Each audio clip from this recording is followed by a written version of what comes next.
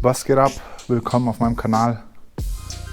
Hier steht sie nun endlich, die Aprilia RS 660, Baujahr 2022. Ich habe mir die Maschine im Januar geholt, habe bis jetzt 2 Fahrten mit ihr gemacht. Leider spielt das Wetter nicht so mit. Warum ich mir die Maschine geholt habe? Für mich war das ganz einfach. Ich hatte sie an einem Wochenende ausgeliehen und habe mich auch direkt in das Motorrad verliebt. Die 100 PS waren total ausreichend. Viele Leute bemängeln ja so ein bisschen die Leistung. Natürlich, wer sich eine 600er Maschine holt, der erwartet jetzt nicht den Ritt auf der Kanonenkugel, das ist ganz klar. Aber am Ende des Tages muss man auch nicht unbedingt immer eine 1000er haben, weil die Leistung sowieso nicht in der Stadt oder auf der Landstraße abgerufen werden kann. Deswegen ist eine leichtere Maschine manchmal auch vorteilhaft, wenn es jetzt nicht gerade auf dem Trackday geht. In ihrer Klasse ist sie alleine da, weil sie 100 PS hat. Alles andere so in der Richtung Supersportler in Anführungszeichen mit einer kleineren Motorisierung findet man eigentlich nur die Honda CBR 650. Die hat, glaube ich, um die 70 PS. Und das gleiche mit der Kawasaki 650. Die hat auch nur 70 PS. Sie trifft eigentlich genau diesen Sweet Spot mit 100 PS, der dann auch nicht wirklich irgendwie eine Konkurrenz hat. Die technischen Details zu der Maschine, um die 67 Newtonmeter bei 8.500 Umdrehungen. Was hier besonders ist eigentlich die Elektronik. Sie hat eine 6-Achsen IMU, dadurch habe ich ein schräglagenabhängiges ABS, Kurvenlicht, also kleinere Spielereien, die eigentlich größere Maschinen haben, die um die 16, 17, 18.000 Euro liegen. Oder die jetzt ganz neu rauskommen, aber alles was eher so in die Richtung 1000 Kubik Motorisierung geht. Ja, ansonsten ganz nett ausgestattet mit Brembo Zangen, genauso wie 320er Scheiben vorne. Das sind Doppelscheibenbremsen. Quickshifter Up and Down, der ist jetzt eigentlich relativ knackig und funktioniert auch sehr, sehr gut. LED-Technik.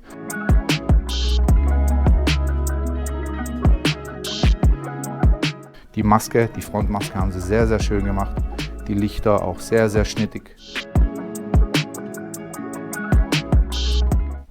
Was man sagen muss, ist, dass das Design total gelungen ist. Das ist eigentlich das, was auch die Italiener sehr, sehr gut machen, ist das Design, wie auch die integrierten Winglets vorne.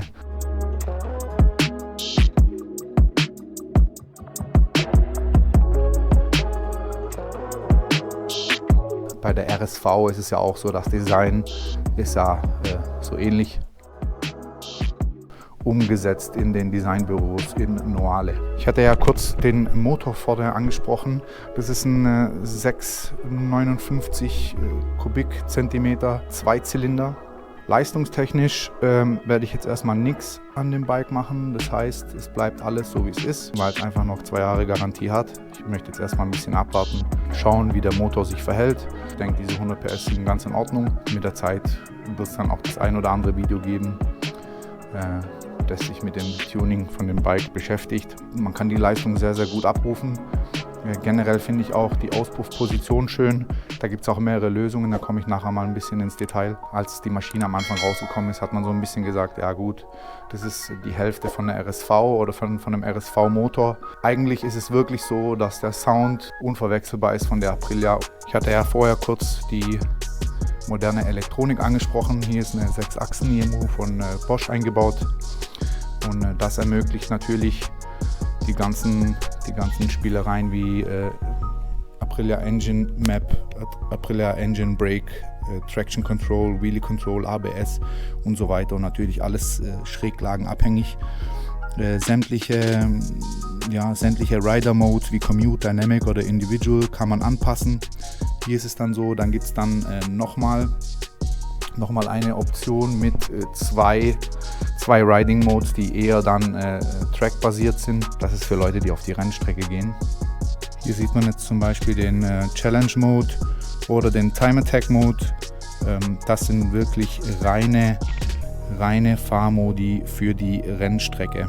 Da kann man auch wieder alles einstellen von den einzelnen Werten, die Traction Control, die Engine Brake, Wheelie Control, ABS kann man ausschalten und so weiter. Zudem auch die gemütliche Sitzposition für einen kleinen Supersportler. Für mich standen die 100 PS jetzt nicht unbedingt im Vordergrund, sondern wirklich alles andere, was mit dem Bike zu tun hat, sei es die Leistung passt, natürlich Versicherung, Verbrauch und so weiter. Das passt sich natürlich dem kleineren Motor an.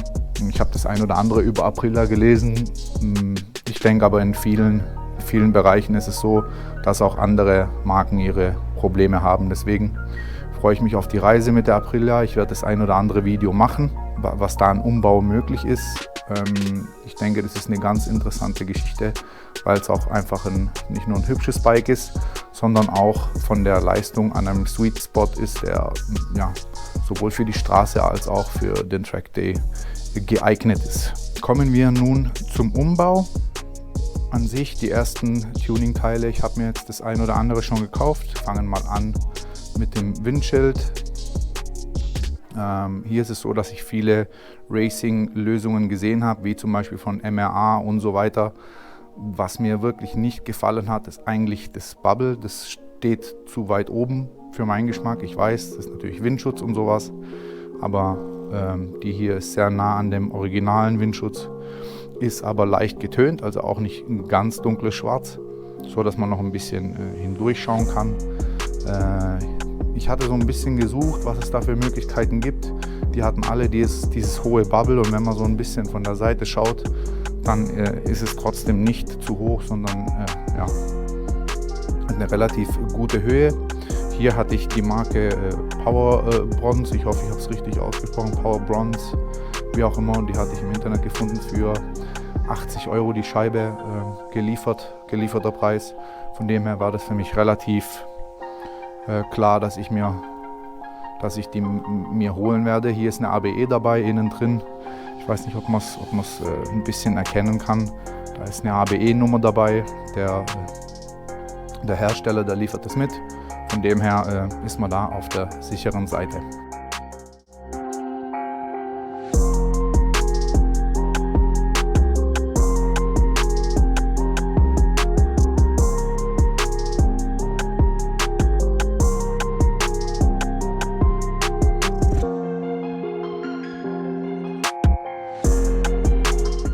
Ich hatte die Spiegel gesehen von Rizoma, die Stealth.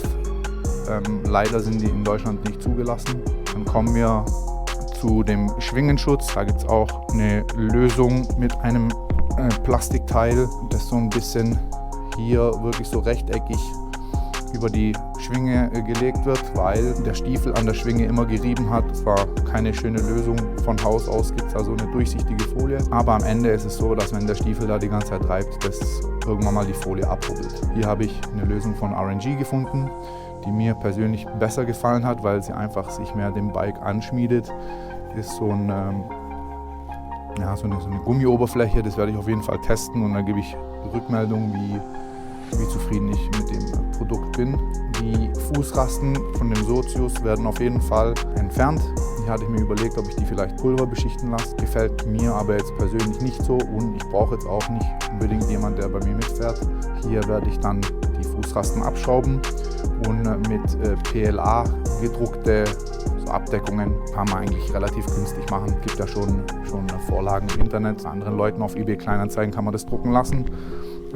Gibt natürlich verschiedene Kunststoffgeschichten, ABS und so weiter. Ich habe mich jetzt für PLA entschieden, das war sehr, sehr günstig. Ich habe, glaube ich, 10 € oder was für die beiden Abdeckungen bezahlt. Wenn man natürlich einen 3D-Drucker hat, dann ist das Ganze noch günstiger. So, dann kommen wir zu der Auspuffblende. Wenn man sich das so ein bisschen anschaut, dann ist das Ganze schwarz und rot sehr, sehr schick. Aber was auffällt, sind die grauen Bereiche. Was mir gar nicht gefällt, ist die Abdeckung. Hier ist es so, dass ich die Auspuffblende dann mit Keramik beschichten werde. Das werde ich selber machen. Da werde ich mal erste Versuche starten, so ein bisschen anrauen und dann 3, 4, 5 Mal drüber gehen lassen und das dann ausbacken. Im Backofen werde ich mal schauen, wie das funktioniert. Vielleicht sehe ich das zu eng, aber ich hätte mich jetzt entweder für das eine oder für die andere Farbe entschieden. Beide unterschiedlich zu machen, finde ich jetzt nicht so schön. Ich denke, ich werde die rote vorne auch Schwarzpulver beschichten lassen, damit es in den gesamten Look besser reinpasst. Was mir optisch auch nicht wirklich gefällt, ist dieses große A.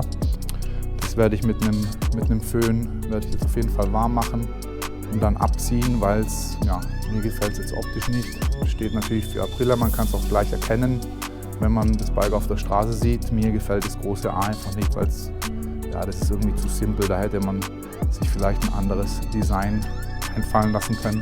Ich habe dann ein Bild gesehen, wo das große A einfach weggemacht wurde. Da sieht man natürlich das Winglet viel, viel schöner und kommt auch viel besser zur Geltung. Ja, die Sozius-Abdeckung, die habe ich mir auch geholt, weil ich die Maschine alleine fahre. Ich denke, zu zweit kann man mal machen, muss jetzt aber nicht über eine längere Strecke sein. Das ist eher ein Bike, das fährt man mal alleine. Deswegen der Umbau auch der Sozius-Abdeckung. Ja, es gibt dem Bike auch noch eine ganz andere Schnittigkeit von dem hinteren Teil, gerade von der Heckpartie.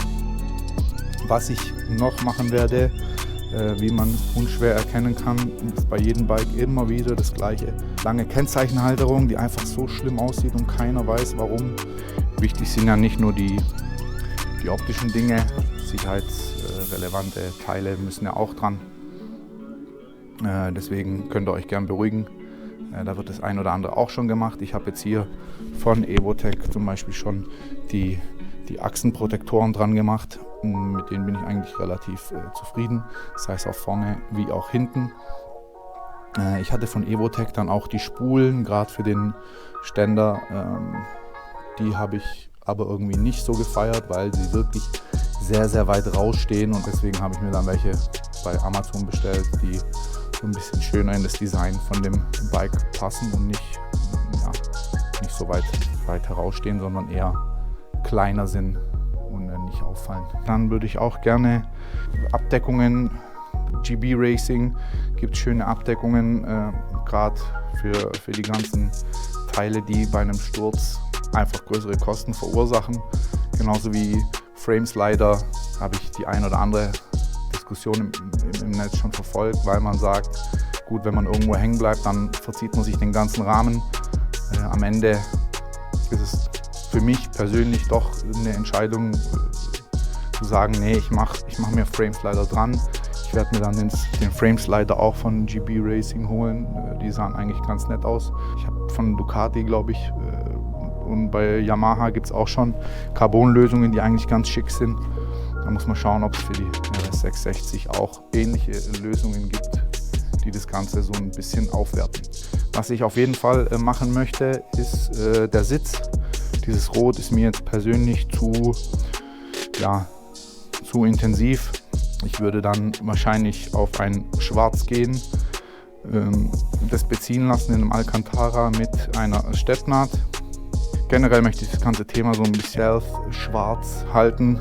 Ich weiß nicht, ob ich den einen oder anderen Akzent in Rot lasse. Das kommt dann aber mit der Zeit. Ich denke, da könnt ihr mich gern begleiten. Dann werde ich das ein oder andere Video machen. Vielleicht kommt auch noch eine Folierung. Das sind aber alles Sachen, die so in der näheren Zukunft passieren werden.